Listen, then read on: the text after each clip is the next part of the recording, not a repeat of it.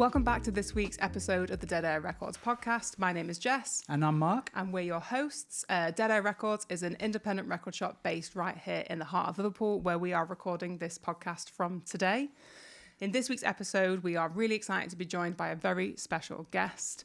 Today, we're joined by Alan McGee, a legendary label founder, band manager, and one of the most influential voices in British music. Best known for founding Creation Records and discovering Oasis, he's also worked with so many bands, Primal Scream, My Bloody Valentine, Teenage Fan Club, Ride, and so many more to mention.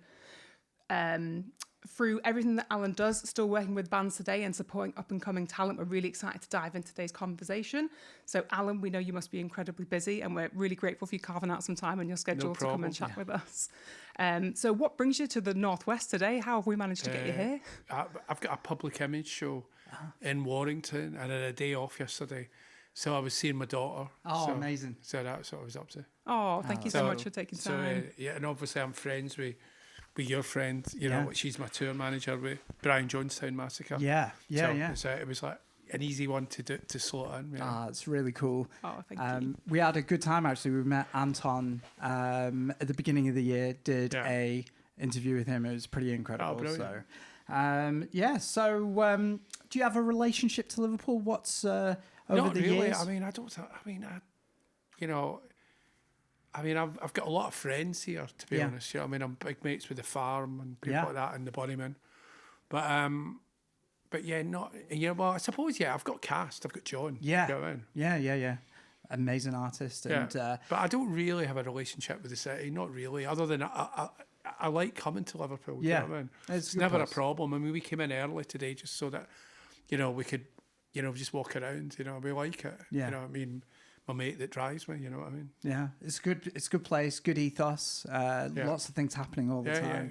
Yeah. So. Well, Manchester's great as well. You know what I mean? Yeah. Both, they're kind of the same thing, I think, except you don't like each other. You know what I mean? But for me, coming from Glasgow, it's kind of the same place. You know what I mean? Yeah, I get that. I get that. Football aside, we managed to like. Do you know what I mean? Very similar people. Yeah, I get that. Yeah. So we really just want to today look back on the history of creation and stuff. So we, by the time you got to starting creation, you'd already embedded in the DIY culture. Yeah. You'd fanzines and your own band and running venues and stuff like that. How did you really get your start in the industry? Well, I mean, it wasn't really a start in the industry. It was like, the industry wouldn't let me in. Right. And then I was like, in context, creation came out of a fanzine. Right. Really, to be honest. And which sounds mental, really, where it ended up. But it started as a fanzine called Communication Blur. Right. We put a couple of issues and we started a label because I had a club called The Living Room and I used to put on 3 or 4 bands a night, like the Membranes or the TV personalities, the 3 Johns or the Mekons.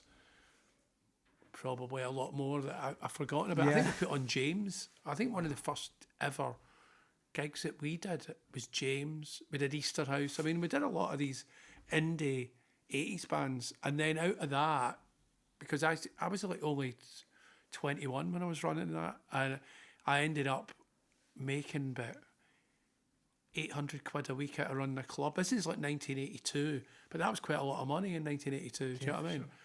And then we started a label out of me being a promoter, really. Right. I started a fanzine, then a club, then a promoter, and then a label. And then we put out all the bands that played my club, like the Pastels and the Jasmine Minks, the Legend, the Loft, the X-Men, Biff Bang Pow. And then we found the Mary Chain. And then the Mary Chain blew up. And then the music business then decided to let me in, right? Because I had a pretty big band for the get go. They came out, sold 50,000 singles in the first month, and then suddenly the majors were like, "Oh, do you want to come in for a meeting?" Whereas for about the previous 2 or 3 years, you couldn't even get past the reception. That's do you know crazy. What I mean?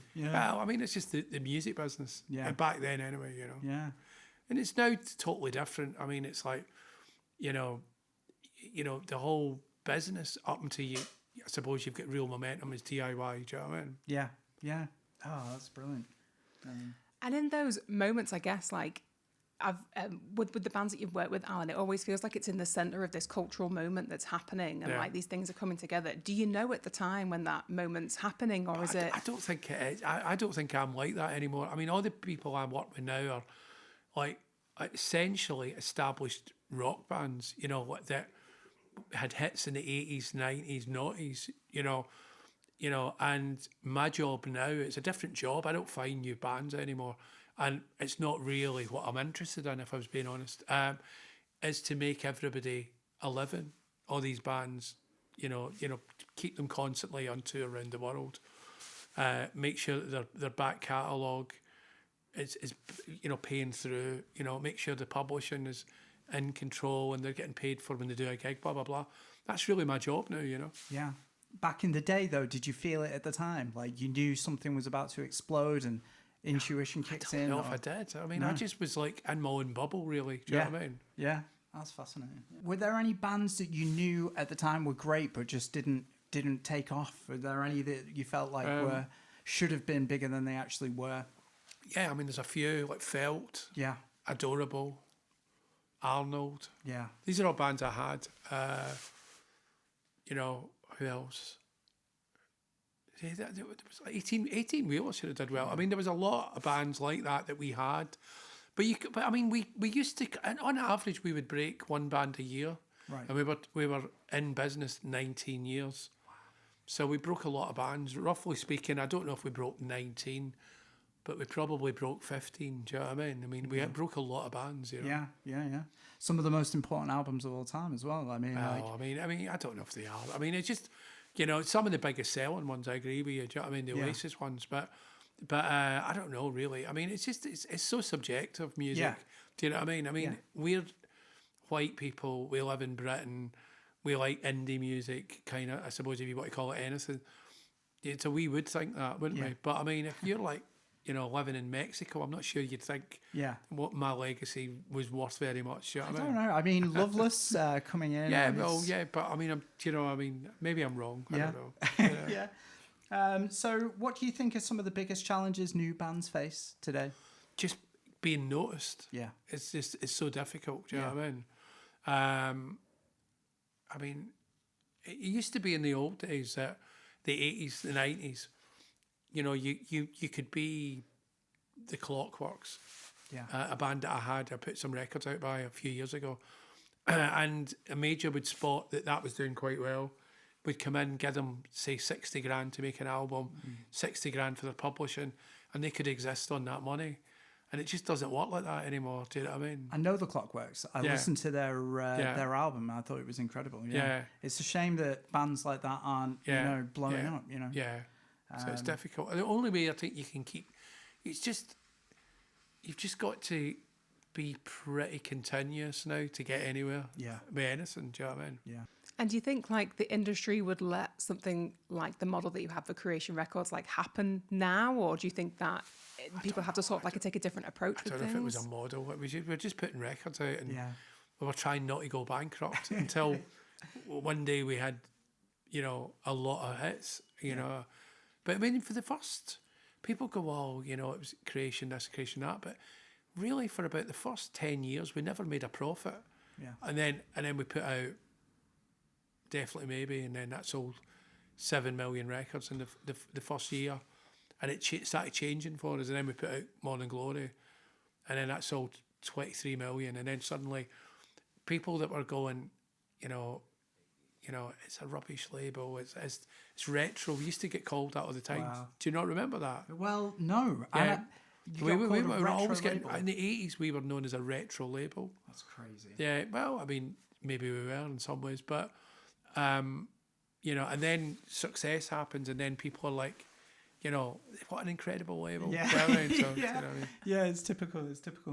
Okay, so did you collect records? Like, you must have been I a used record to, I collector. don't anymore. You don't anymore? No. I got rid of them about 10, 15 years ago because I Right. got fed up, like, from the age of about 14, just having records in my house, all over my house. Yeah. And then one day I woke up and went, I'm just selling my records. Wow. Which I did. And you must have had some crazy test pressings. I had everything, but I mean, right. I just got rid of it. Wow. That's But maybe about 15 years ago or something. Well, I think around the time I hit 50, because I'm 64 now. Right. And I just got rid of everything, do you know what I mean? Yeah. And then when you were record collecting, did you ever have like a favourite shop? You must have been to like quite a few record shops I've been around the world. everywhere, do you know what I mean? I mean, I liked Amoeba in Los Angeles, do you know what I mean? I've always wanted to go. I've never never been, but Yeah, I don't know. I haven't been for a long time. I haven't been to LA for a long time, you know? yeah, cool. And then when you were growing up, was there like a local record shop that you were like, there that's was the one one you go around to? the corner for me called Gloria's that kind of got me into rock and roll. I mean, the first record I ever bought was Get It On T-Rex in 1971. Wow. You know what I mean? And it was great. And I think it was one of these places that you could try the records out on record players. I might have got that wrong. I might want to believe it was like that, but I think it was like that. That's You know what I mean? Yeah. I think like records have that though, don't they? There's like that So long ago though. I mean, romanticisation. 1971 is pretty long ago. That's like 50 years ago or something like that. For me, you know, I mean, 52 years ago. Wow. 53 years ago. Time goes pretty quick. Yeah. So I read somewhere about Loveless as well. I know I keep banging. It's just one of my favorite albums, and it's just been so instrumental in my life that it took such a long time to get recorded, and it took a toll on the label. Is that true? Yeah, I mean, I'm proud of that record though. Yeah. You know what I mean, yeah, it was a nightmare to make that record and to be involved in it. But then the upside is that people like yourself, you know, like 30 years later, 35 years later, is it 35 years? Yeah, I think so. 91, 30, 34. Yeah, 34 years. That's crazy. Yeah. What's crazy is that doesn't seem that long ago, that record. And it still sounds fresh. Oh, it's a brilliant record. Yeah. But but that was a painful record to be involved in. Do you know what I mean? Yeah. Was it really important though for you as a label owner to give the freedom to the bands to take as long as they wanted? And I don't know. I mean, it was what we thought. You know, and we did get really good records out of people. Yeah. But then, you know, sometimes the people, you know, made the wrong record. Or, do you know what I mean? I mean, it was just, it was an, you know, I mean, Creation was, it was a mad label on a lot of levels, you know what I mean? Like, you know, just take 60 grand and come back with a record. You know what I mean? Crazy. Oh, it's mad. So, Alan, I know you must have told this story a million times, but could you tell us the story about how you discovered Oasis?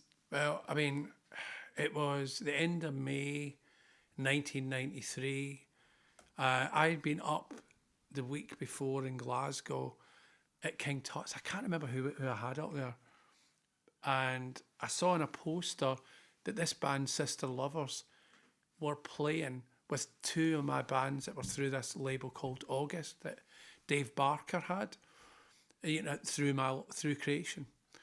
And Sister Lovers was this band that my friend Debbie Turner, who I was kind of into, you know, was playing, right? We'd been sort of kicking about with each other for 3 or 4 years.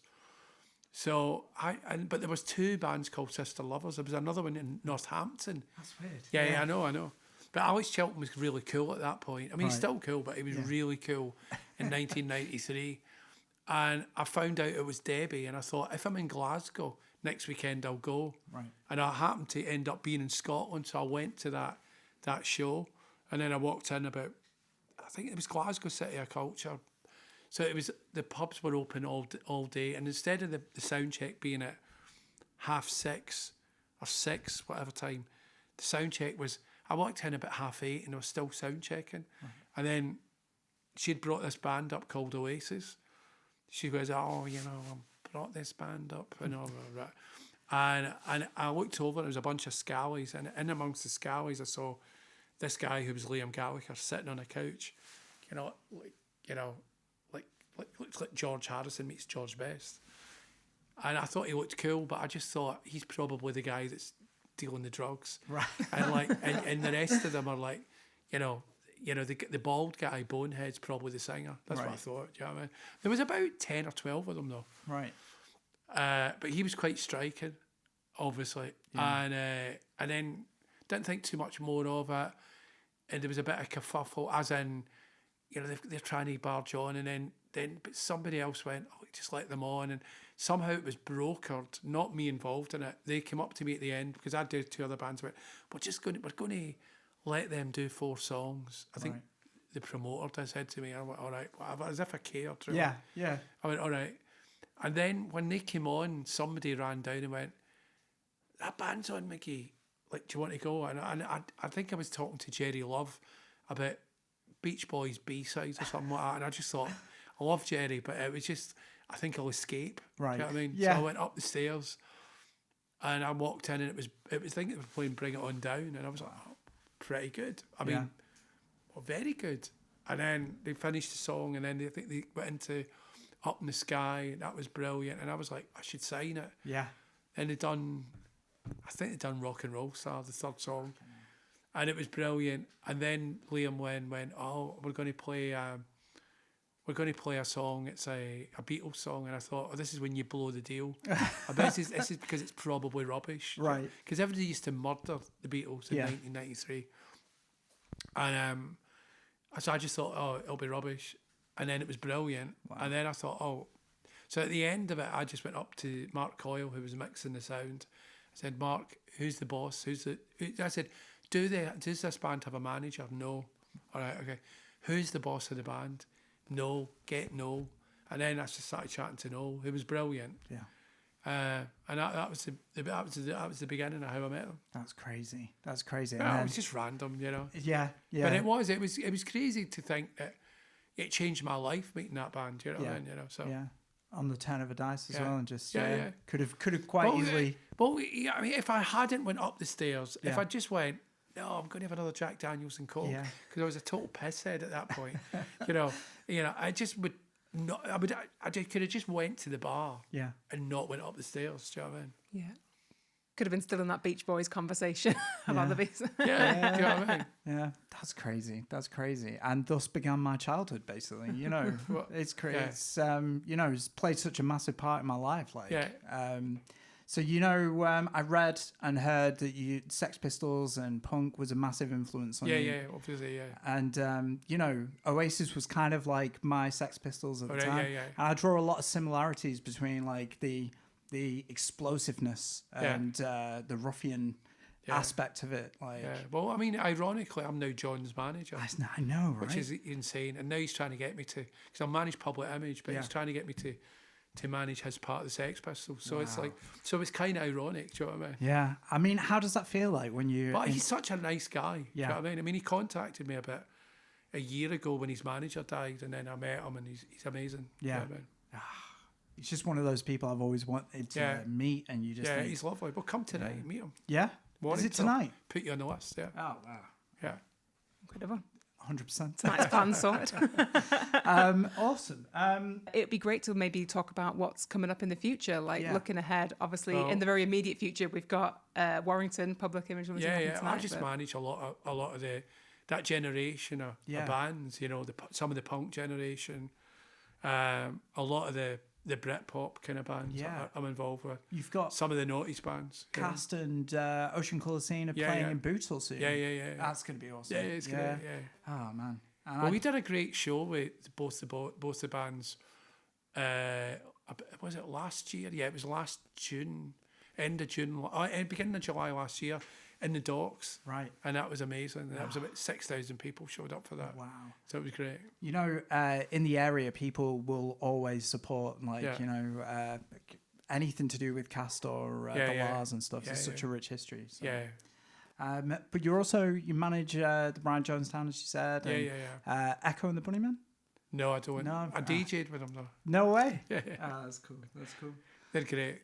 Yeah. I mean, Will Sargent, I'm sure he must come in here. Yeah, I've met Will. He's such a gentle guy as well. So but nice. Mac's amazing as well. Yeah. I mean, they're both great. That's awesome. We've been very fortunate to have such a really nice, welcoming music community here, and I guess that brings in loads of new people for us to meet as well. So, but they're just music freaks. These guys, That's you know what I mean? Yeah. Same as Andrea. Yeah. She is. And great tour manager as well. Andrea, though. You know what I mean?